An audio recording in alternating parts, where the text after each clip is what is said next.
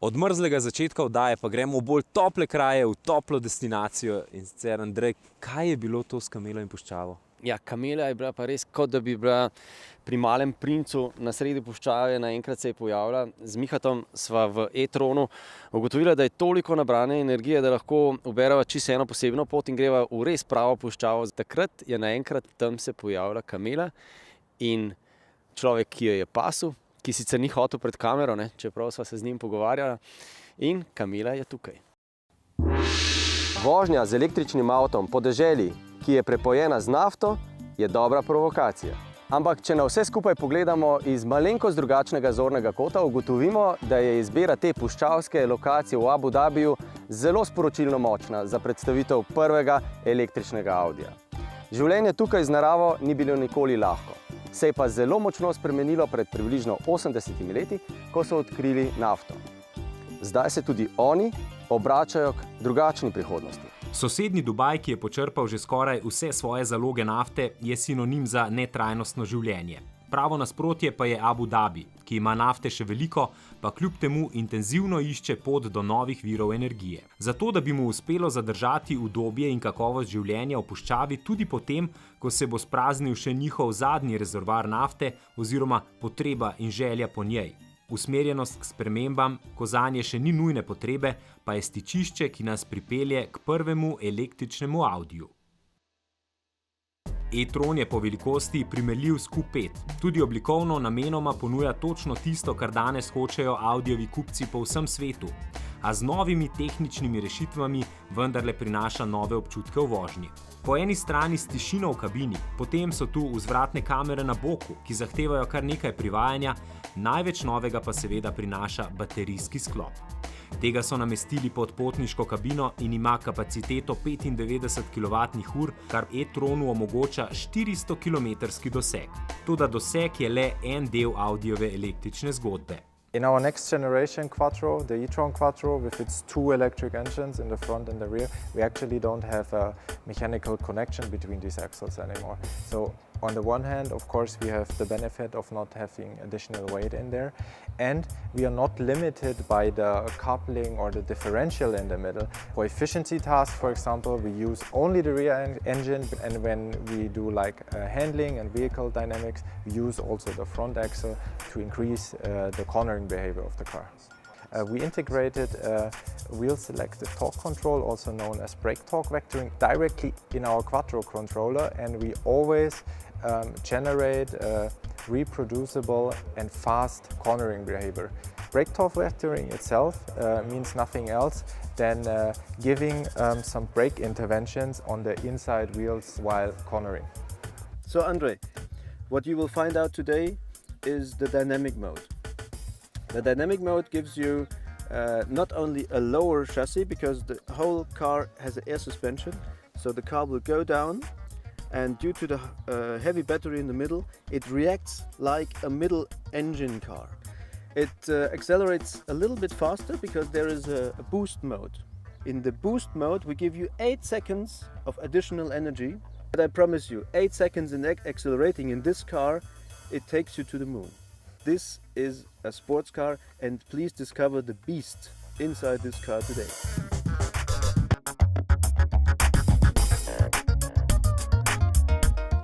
For doing this, we found a nice mountain here. This is the Jebel Hafid. Jebel does mean mountain, Hafid is the name. It's 1,200 meters high, and there is a winding road going up. And for the young Arabs, this is what for the Americans is the Pikes Peak.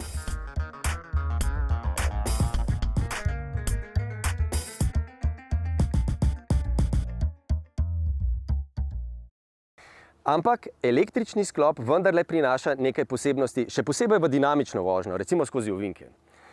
Spomnimo, baterije so spravljene tukaj, v celo površino dna avtomobila, in težke so.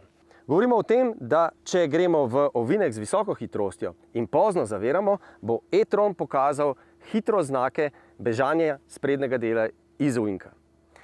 Kar pa lahko naredimo pa je, in to tisti, ki ste ga spremljali lansko leto, poznate iz naših delavnic Quattro vožnje v Planici.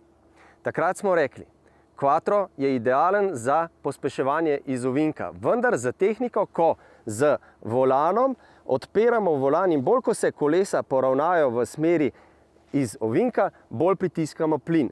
Pri e-tronu pa je zgodba in užitek v športni vožnji malenkost drugačna. Tokrat začnemo z zaviranjem nekoliko prej, potem pa lahko zavijemo z volanom in istočasno močno pospešujemo. Naslednja generacija Quattro, ki se je s to zgodbo elektrike pravzaprav šele začela, je izjemna. Ampak kaj pravzaprav govorim? Počakajmo na planico, preizkusili bomo.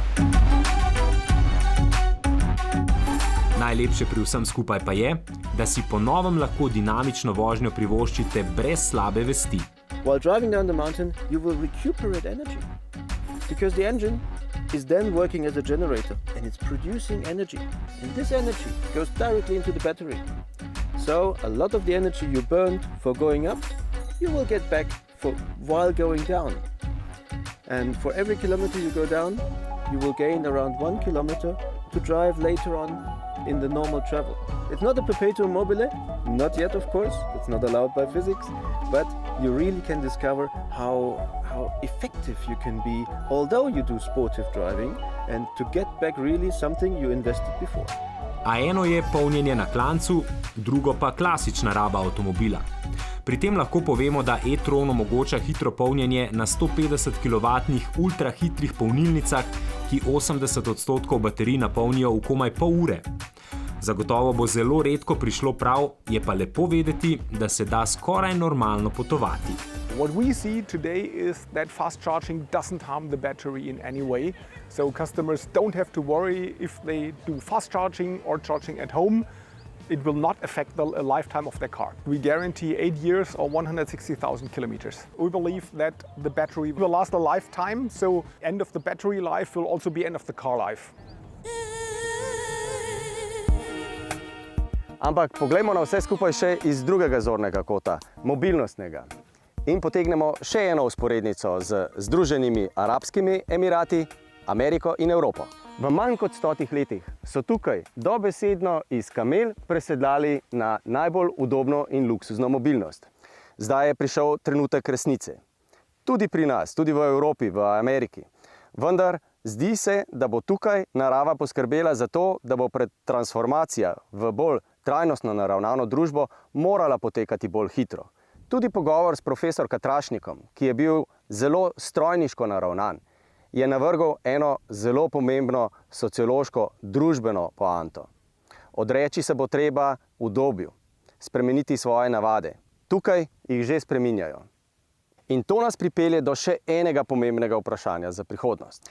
In to tako v povezavi z osebno mobilnostjo, tudi v povezavi z električnimi avtomobili, kot še bolj v vprašanjih sodobne mobilnosti celotne družbe.